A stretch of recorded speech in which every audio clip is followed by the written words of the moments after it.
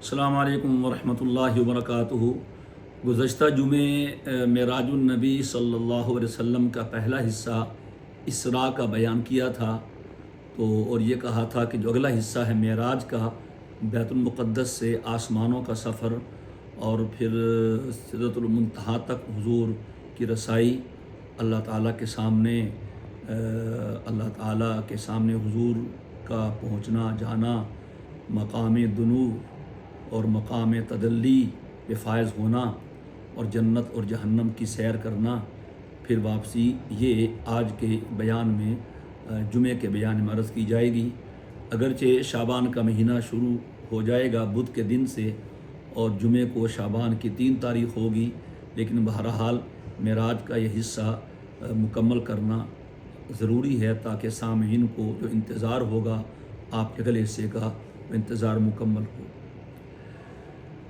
مسجد اقصیٰ میں نبی کریم علیہ الصلاۃ والسلام پہنچے ہیں، تو نماز کا واقعہ پہلے پیش آیا یا بعد میں؟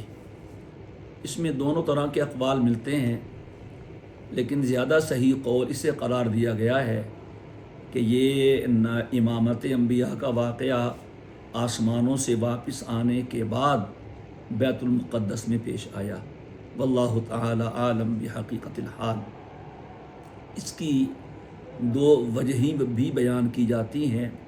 پہلی یہ کہ آسمانوں پہ اللہ تبارک و تعالی نے نبی کریم علیہ الصلاۃ والسلام کی ملاقات کروائی ہے، ہر نبی ہر آسمان پہ، جس کا مخفف اعیاہما نقل کیا ہے، اعیاہما یعنی الف سے آدم، عین سے عیسیٰ، ایسے آگے۔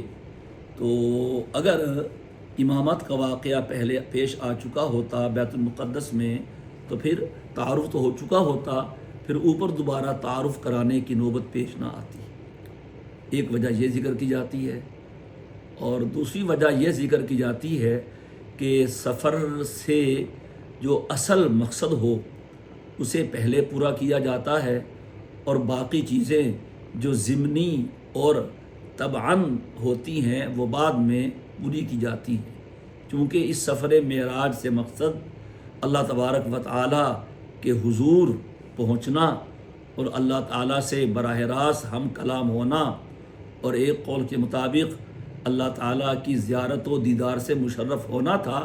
تو یہ کام پہلے کروایا گیا، اور انبیاء کی امامت کا واقعہ چونکہ اس میں ضمناً ہونا تھا، یہ بعد میں کروایا گیا۔ واللہ تعالی عالم بحقیقت الحال۔ جب آپ بیت المقدس سے آسمانوں کی طرف روانہ ہونے لگے تو ایک سیڑھی لائی گئی۔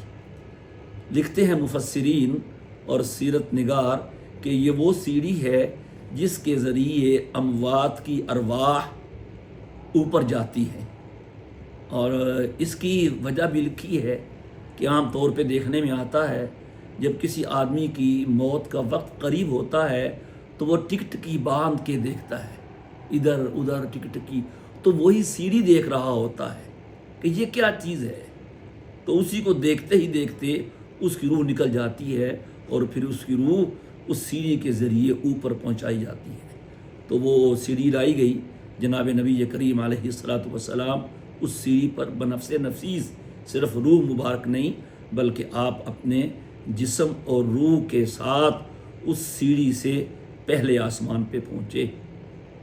اب پہلے آسمان پہ کیسے پہنچے؟ یہ ساری چیزیں اللہ تبارک و تعالیٰ کی قدرت سے ہوئیں، وہ سب کچھ کر سکتا ہے۔ تو وہاں پر جب پہنچے تو پہلا آسمان تھا، ہر آسمان کا دروازہ ہے۔ اللہ اکبر۔ اچھا، یہاں یہ بات سمجھ لیجئے کہ کچھ لوگ کہتے ہیں کہ جی سائنس جو ہے وہ آسمان کے وجود کا انکار کرتی ہے، آسمان نہیں ہے۔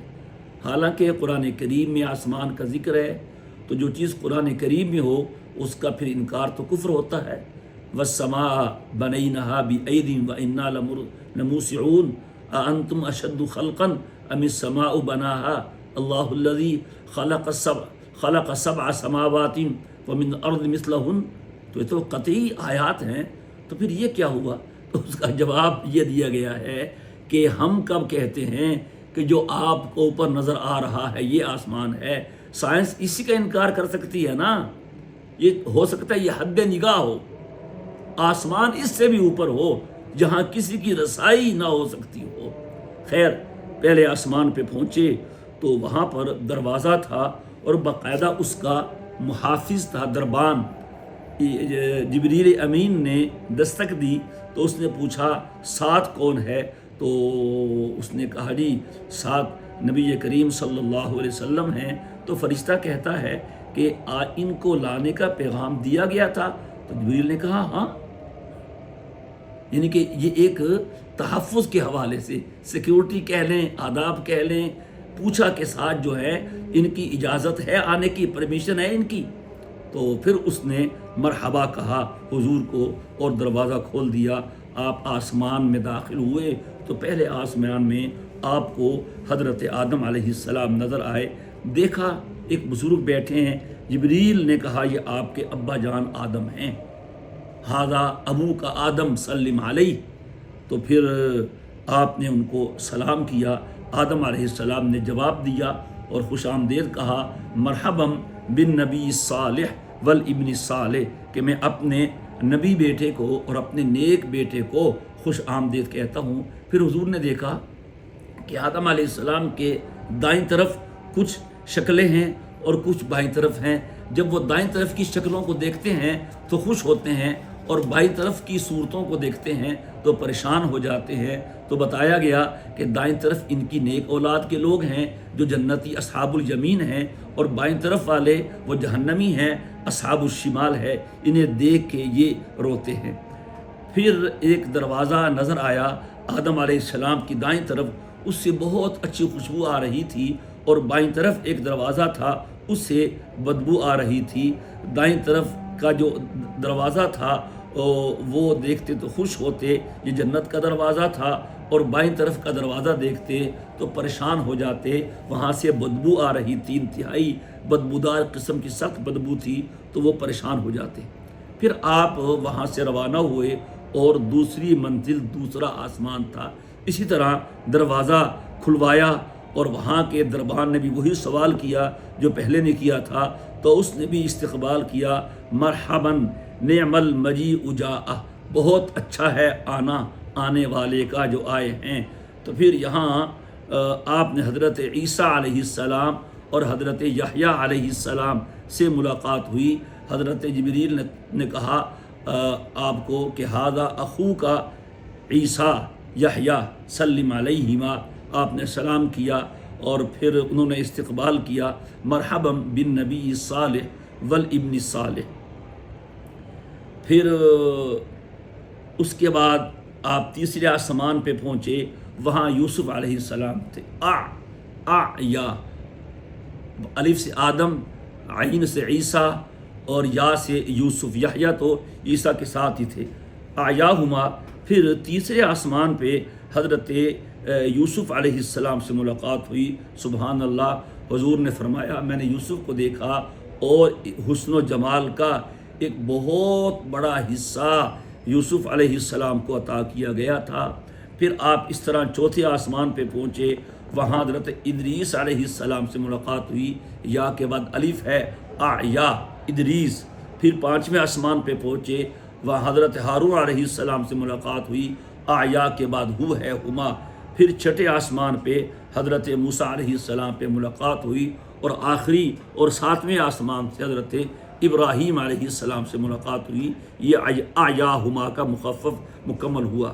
حضرت ابراہیم علیہ السلام کو دیکھا کہ وہ اوپر ساتویں آسمان کے اوپر ایک بیت اللہ ہے جسے بیت المعمور کہتے ہیں، والطور وکتاب مسطور فی رق منشور فی بیت المعمور۔ یہ قبلہ ہے ملائکہ کا اور ہمارے قبلہ کے بالکل اوپر ہے۔ علماء لکھتے ہیں اگر وہ نیچے لایا جائے برابر میں تو بالکل بیت اللہ کے اوپر آئے گا، اور روزانہ 70,000 فرشتے اس بیت معمور کا طواف کرتے ہیں، اور جو فرشتہ ایک مرتبہ طواف کر لیتا ہے پھر قیامت تک اس فرشتے کی باری نہیں آتی۔ پھر یہاں سے ساتویں آسمان کے اوپر بھی ایک اور مقام آخری جسے سدرۃ المنتہا کہا جاتا ہے۔ سدرہ عربی زبان میں بیری کے درخت کو کہتے ہیں، اور وہاں جب منتہا کہ وہاں جا کے ہر چیز اپنی انتہا کو پہنچ جاتی ہے. جو چیز بھی دنیا سے جاتی ہے وہ اس کا آخری بارڈر ہے, آخری مقام ہے, اور جو چیز اوپر سے اللہ تعالیٰ کی طرف سے عرش معلیٰ سے آتی ہے وہ وہاں تک آتی ہے, اس سے آگے کوئی نہیں جا سکتا. جبریل امین بھی یہیں تک جاتے ہیں.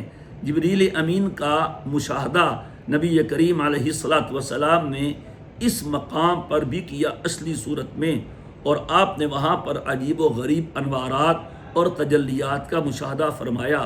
بہت سے فرشتے اور سونے کے یہ پروانے اور یہ جو پتنگے ہوتے ہیں وہ آپ نے دیکھے جو سدرۃ المنتہا کو اپنے گھیرے میں لیے ہوئے تھے.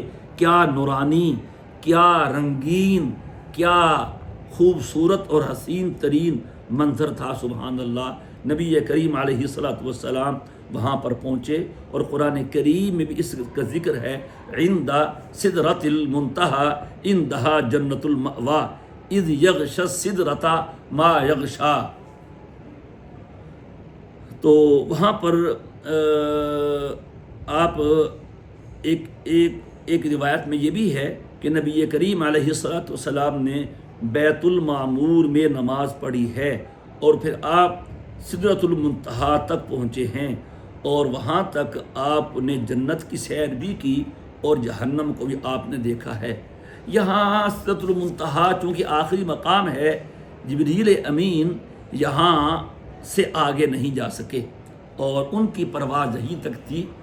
اور فارسی کا شاعر کہتا ہے کہ جبریل امین نے عرض کیا کہ اگر یکسرے منہ برتر پرم فروغ تجلی بیسو زد پرم.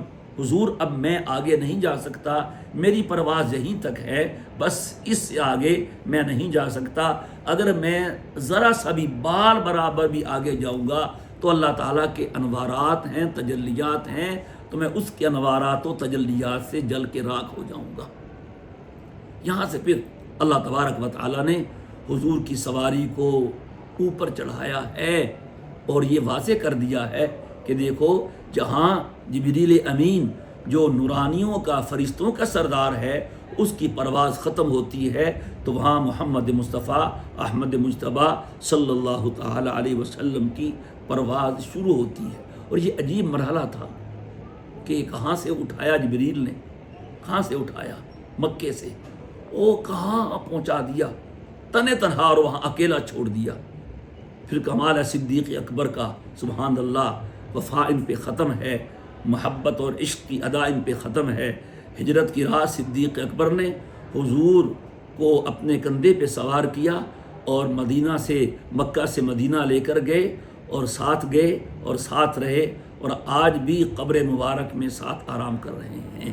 اور جبریل امین تو رستے میں چھوڑ گیا اور آگے نہیں جا سکا. یہ ایک فرق ہے ہجرت کی رات کا اور معراج کی رات کا. خطبہ جس کو بڑی طوالت سے اور بڑی سر سے اور بڑی رنگینی سے بیان کرتے ہیں. ایک رات ہجرت دیے تو ایک رات معراج دیے, ٹھیک ہے. تو وہاں سے پھر آپ بلند ہوئے, اور وہاں پر صریف الاقلام کا مقام ہے کہ جہاں آپ نے قلم چلنے کی آوازیں سنی کہ جو قضاء و قدر اللہ تعالیٰ کی طرف سے جو فیصلے تھے اور اس سے جو کاپی بن رہی تھی اس میں سے ملائکہ کے لیے جو احکامات تیار ہو رہے تھے, جیسے آپ کہتے ہیں نوٹیفیکیشن آرڈر, وہ ان کو مل رہے تھے. وہ اپنے پاس وہ ان کے اللہ تعالیٰ کے احکامات لے کے محفوظ کر رہے تھے, لوح محفوظ سے نقل کر رہے تھے. تو نقل کرتے ہوئے قلم کے چلنے کی آواز نبی کریم علیہ الصلاۃ والسلام نے سنی ہے, اور وہاں تک پہنچے ہیں. سدرۃ المنتہا کے اوپر یہ صریف الاقلام کا مقام ہے, اور وہاں تک پھر آگے اللہ تبارک و تعالی ہی جانے اس کے اوپر کیا ہے اور کیا نہیں ہے. اللہ تبارک و تعالی نے نبی کریم علیہ الصلاۃ والسلام کو اوپر بلند فرمایا, اور اس کا ذکر قرآن کریم میں ہے. ثم دنا فتدلی فکان قاب قوسین او ادنی فاوحی الی عبدہ ما اوحی. مفسرین لکھتے ہیں یہ عکس ہے, ثم تدلی فدنا, तदल्ला का माना चढ़ना, बुलंद होना, और तदल्ली से है, और दना दुनूब से है। दुनूब का माना करीब होना, यानी तदल्ली पहले हुई और दुनूब बाद में हुआ। यानी जिब्रील अमीन तो वहाँ पर रुक गए और अल्लाह तबारक व तआला ने नबी करीम अलैहिस्सलातु वस्सलाम को ऊपर चढ़ाया। और बाज़ रिवायात में है कि एक रफ थी, सबज रंग की मखमल, वो आई और उस पे सवार होके आप अल्लाह तबारक व तआला की बारगाह में पहुँचे हैं। और ये मकाम दुनुव है, मकाम तदल्ली है, जो अज़ल से तैयार था कि कोई यहाँ आके बैठेगा। ज़माना आता रहा, अम्बिया तशरीफ़ लाते रहे, सदियाँ बनती रहीं, अफलाक की हरकत चलती रही, लेकिन कोई यहाँ आके नहीं बैठा। आज इस मकाम पे बैठने वाले हस्ती यहाँ लाई गई है और उनको बुलंद किया गया है। और उस मकाम पर अल्लाह तबारक व तआला ने नबी करीम अलैहिस्सलातु वस्सलाम को पहुँचाया है। जब आप उस मकाम पे पहुँचे तो एक कौल के मुताबिक अल्लाह तबारक व तआला ने जो नूरुस समावाति वल अर्द का जमाल बेमिसाल है, अल्लाह ताला को हुजूर ने पर्दों के बग़ैर वास्ते के देखा और दीदार नसीब हुआ और बिला वास्ता कलाम का शरफ हासिल हुआ। और वही आमने सामने बैठ के हुई तो वहाँ पहुँचते ही हुजूर सजदाए नियाज बजा लाए, अल्लाह के हुजूर पहुँच के अपना सर झुका दिया। जिस तरह की रिवायात में है, जब आप दुनिया में तशरीफ़ लाए थे तो आपने पहला काम यही किया था कि आप दुनिया में पहुँचते ही आपने अपना सर सजदे में रख दिया था। सुबहान अल्लाह, यही अज़मत है और यही काम हुजूर सल्लल्लाहु तआला अलैहि वसल्लम क़यामत के दिन करेंगे। जब सारी उम्मत की सिफारिशें हुजूर के पास आएगी, नबी हुजूर के पास भेजेंगे, तो आप क़यामत के दिन, उस महशर के दिन, सख्ती के दिन, हिसाब के दिन अल्लाह ताला के अर्श के सामने जाके वहाँ पर भी हुजूर सजदा बजा लाएंगे और इस सजदे से फिर अल्लाह ताला हुजूर को उठने का हुक्म अता फरमाएंगे। फिर इसमें दो अक़वाल हैं। हज़रत इब्न अब्बास रज़ी अल्लाह ताला अन्हुमा का कहना ये है कि इस रात शब मेराज में वाकई अल्लाह ताला को हुजूर ने बग़ैर किसी हिजाब के पर्दे के देखा है, आमने सामने। रहा सवाल कि मूसा अलैहिस्सलाम नहीं देख सके, वो तो बेहोश हो गए। जवाब ये है कि वो इस दुनिया का मामला था और हुजूर को अल्लाह ताला ने ऊपर बुलाया। वो आलम बाला है, सातों आसमान नीचे हैं, सिदरतुल मुंतहा नीचे है, तो वहाँ जाके अल्लाह ताला ने हुजूर को अपना दीदार नसीब फरमाया। जिस तरह के क़यामत के दिन और जन्नत में मुसलमानों को अल्लाह का दीदार नसीब होगा, सुबहान अल्लाह। और जो लज्जत अल्लाह के दीदार में होगी वो जन्नत की भी किसी नेमत में नहीं होगी। और हुजूर ने खुद फरमाते हैं कि रअयतुन नूरल आज़मा फ़अौहल्लाहु इलैया मा शाअ अन यूहिया, कि मैंने नूर आज़म को देखा। ये तबरानी की रिवायत है। मैंने नूर आज़म को देखा तो फिर उस नूर आज़म ने, यानी अल्लाह ताला ने मुझसे जो बात करना चाही वो मुझसे बात की है। तो इब्न अब्बास रज़ी अल्लाह अन्हुमा की तफसीर इसके बारे में यही है कि दीदार अता हुआ। और हज़रत आयशा रज़ी अल्लाह ताला अन्हा का कहना ये है कि हम कलाम तो हुए हैं, मुशर्रफ ब कलाम तो हुए हैं, गुफ्तगू तो हुई है, बातचीत भी हुई है, जिसको फ़अौहा इला अब्दिही मा औहा में ज़िक्र किया, लेकिन उनके कहने के मुताबिक रोयत नहीं हुई। वल्लाहु सुब्हानहु व तआला आलम। और सही मुस्लिम की रिवायत के मुताबिक अल्लाह तबारक व तआला ने इस मुलाकात पर 3 चीज़ें हुजूर को अता फरमाईं। नंबर 1, 5 नमाज़ें। दुनिया में भी भेज सकते थे, लेकिन ऊपर बुला के देना, ये एक नमाज का भी एजाज़ है और इसकी अहमियत को भी वाज़े करना है। और दूसरा, सूरह बकरा की आखिरी आयतें ये वहाँ दी हैं, बराह रास्त अल्लाह ताला ने हुजूर को दी हैं।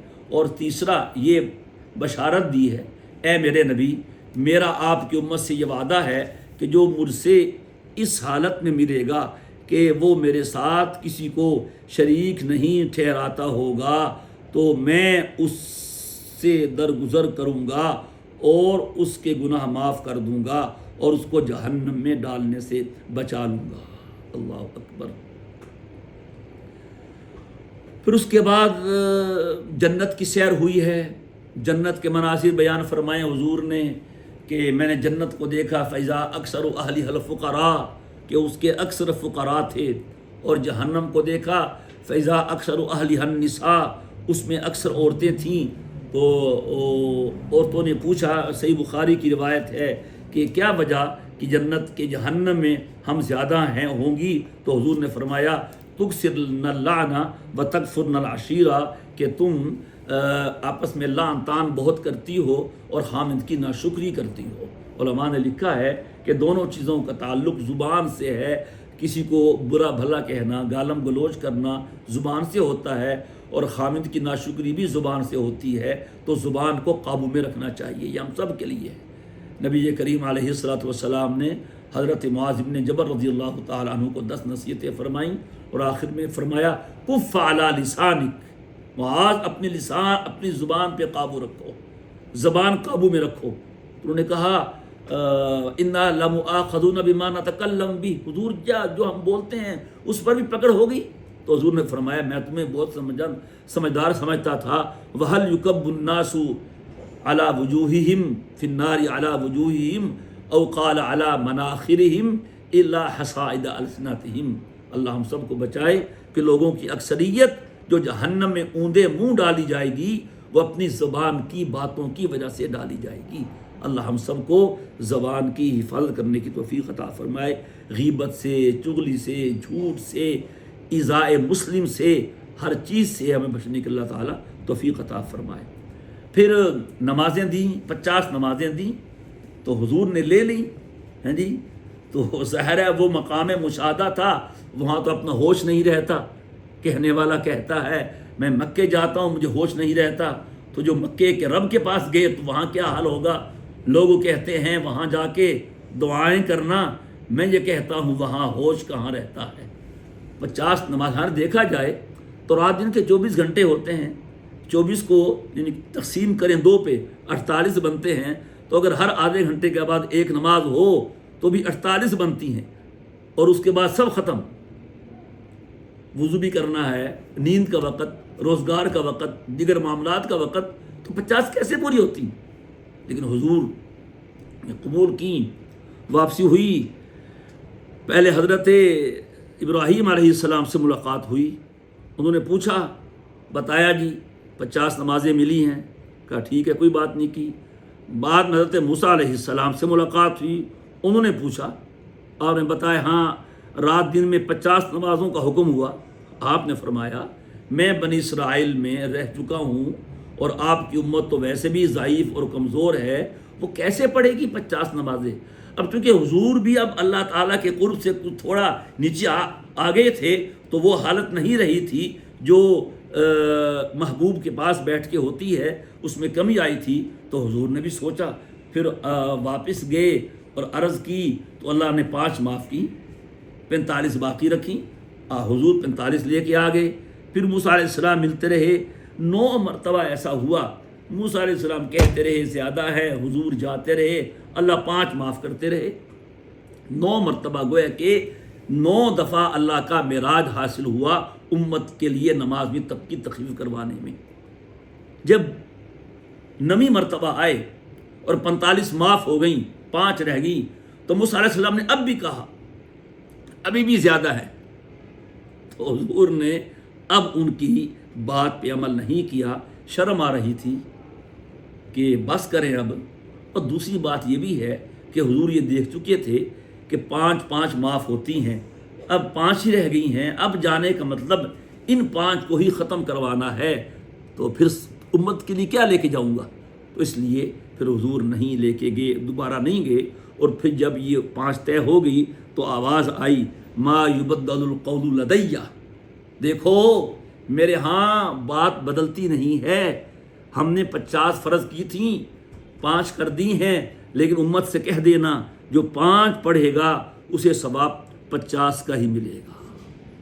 پھر آپ واپس ہوئے اور بیت المقدس میں آ کے اترے، وہاں پھر ایک قول کے مطابق امامت انبیاء کا واقعہ پیش آیا، براق وہاں پہ موجود تھا، اس پہ سوار ہو کے رات ہی رات میں صبح سے بہت پہلے مکہ مکرمہ آپ اپنے گھر پہنچ گئے۔ فجر کے بعد معمول تھا نبی کریم علیہ الصلاۃ والسلام کا کہ آپ فجر کی نماز کے بعد تشریف فرما ہوتے، صحابہ آپ کے ارد گرد بیٹھتے، کوئی تازہ وحی آئی ہوتی آپ وہ سناتے، کسی نے خواب دیکھا ہوتا وہ بیان کرتا، حضور تعبیر ارشاد فرماتے، حضور نے کوئی خواب دیکھا ہوتا آپ وہ ارشاد فرماتے۔ تو معراج کی صبح کو آپ نے یہ سارا واقعہ بیان کیا کہ رات میں بیت المقدس گیا ہوں، ساتوں آسمانوں پہ گیا ہوں، عرش معلیٰ پہ گیا ہوں، جنت جہنم دیکھی ہے۔ تو یہ بات پھیل گئی اور مکی دور تھا، کفار کو تو موقع مل گیا، انہوں نے سوالات شروع کر دیے، آپ نے جوابات دیے۔ قافلے کا بتایا، ایک قافلہ آ رہا تھا، اس کا ایک خاکستری رنگ کا اونٹ تھا، وہ گم ہو گیا تھا اور فلاں دن تک بدھ تک وہ قافلہ پہنچ جائے گا۔ جب قافلہ پہنچ گیا تو ولید ابن مغیرہ کہنے لگا ہاں یہ تو جادو ہے، پکا جادوگر ہے، اور قریش بھی سن کر یہی کہا کہ ولید صحیح کہتا ہے، یہ جادوگر ہے، یہ ساری باتیں جادو سے معلوم ہوتی ہیں۔ اور یہ پھر واقعہ پھیلا۔ جب نبی کریم علیہ الصلاۃ والسلام نے یہ واقعہ بیان کیا تو حضرت صدیق اکبر اس وقت نہیں ہوں گے، تو بعد میں لوگوں نے ان سے کہا کہ جو تمہارے دوست ہیں یعنی حضرت محمد صلی اللہ علیہ وسلم وہ کہتے ہیں کہ میں رات بیت المقدس سے ہو کے آ گیا ہوں اور میں واپس بھی آ گیا ہوں۔ تو صدیق اکبر نے کہا کون کہتا ہے کہ تمہارے دوست؟ اللہ اکبر۔ کہا کوئی اور کہتا تو میں نہ مانتا، اگر یہ کہا ہے محمد مصطفیٰ صلی اللہ علیہ وسلم نے تو سچ اور حق کہا ہے، میں تصدیق کرتا ہوں۔ یہ ہے ایمان۔ وہ تو سمجھ رہے تھے آج ہمیں موقع مل گیا توڑنے کا، یار کو یار سے توڑنے کا، صدیق کو نبی سے توڑنے کا، افضل امتی کو پیغمبر سے توڑنے کا، لیکن صدیق نے کہا کہ نہیں، میں تو صبح و شام ان کی آسمانوں کی خبروں کی تصدیق کرتا ہوں۔ تو یہ بھی تو وہی بات ہے، اس دن سے آپ کا لقب صدیق پڑ گیا۔ قریش نے حضور سے سوالات بھی کیے، یہ قافلے کی بات تو نہیں مانی، آسمانوں کو تو وہ جانتے نہیں تھے، مگر نہ پوچھتے بیت المعمور کیسا ہے، پہلے آسمان پہ کیا تھا، ہاں جی سدرۃ المنتہا کیا ہے۔ ہاں بیت المقدس شام جاتے رہتے تھے، بیت المقدس کی علامتیں پوچھیں کہ جی مسجد اقصیٰ گئے تھے، جی گیا تھا، بتائیں صفیں کتنی تھی، دروازے کتنے تھے، روشندان کتنے تھے، کھڑکیاں کتنی تھیں۔ اب حضور فرماتے میں تو پریشان ہو گیا کہ میں وہاں یہ چیزیں تو نہیں گن کے آیا۔ تو اللہ کی شان یہ ہے، حضور فرماتے ہیں کہ جب میں نے اوپر دیکھا تو بیت المقدس میرے سامنے تھا، سارے فاصلے مٹا دیے، اور میں یہ کہاں کرتا ہوں اللہ نے بیت المقدس صرف حضور کے سامنے نہیں کیا بلکہ گھما دیا ہوگا، اور جس چیز کا سوال کرتے ہوں گے اللہ وہ سامنے کر دیتا ہوگا۔ دروازے کتنے تھے حضور گن کے بتاتے تھے، اتنے ہیں، کھڑکیاں کتنی تھی گن کے بتائیں اتنی ہیں، روشندان کتنے تھے بتا دیے اتنے ہیں۔ لیکن جس نے ماننے کا ارادہ نہ کیا ہو، جس نے ہدایت کی طلب نہ کی ہو، اس کو ہدایت ملتی نہیں۔ اس طرح پھر نبی کریم علیہ السلام کا یہ واقعہ ثابت ہے قرآن کریم سے، احادیث سے۔ ہمیں اس سے ایک تو نماز ملی ہے اور آخری آیتیں ملی، حدیث پاک میں ہے جو آدمی سورہ بقرہ کی آخری آیتیں پڑھ لے کفتہ وہ رات بھر اس کے لیے کافی ہو جاتی ہیں، عبادت سے، چوری سے، ڈاکے سے، اور رات کو کوئی بھی پریشانی لاحق ہونے سے۔ اس کا اہتمام کریں۔ اور تیسرا شرک، اس سے اپنے آپ کو بچائیں۔ اللہ تبارک و تعالی حضور سے کیے وعدے کے مطابق ہم سب کو جہنم کی آگ سے بچائے گا، اور جو آپ کا تحفہ ہے ہمارے لیے وہ نماز ہے۔ جیسے کہ شاعر نے کہا تھا تیری معراج کہ تو لوح و قلم تک پہنچا، اور میری معراج میں تیرے قدم تک پہنچا۔ وآخر دعوانا ان الحمد للہ رب العالمین۔ السلام علیکم ورحمۃ اللہ وبرکاتہ۔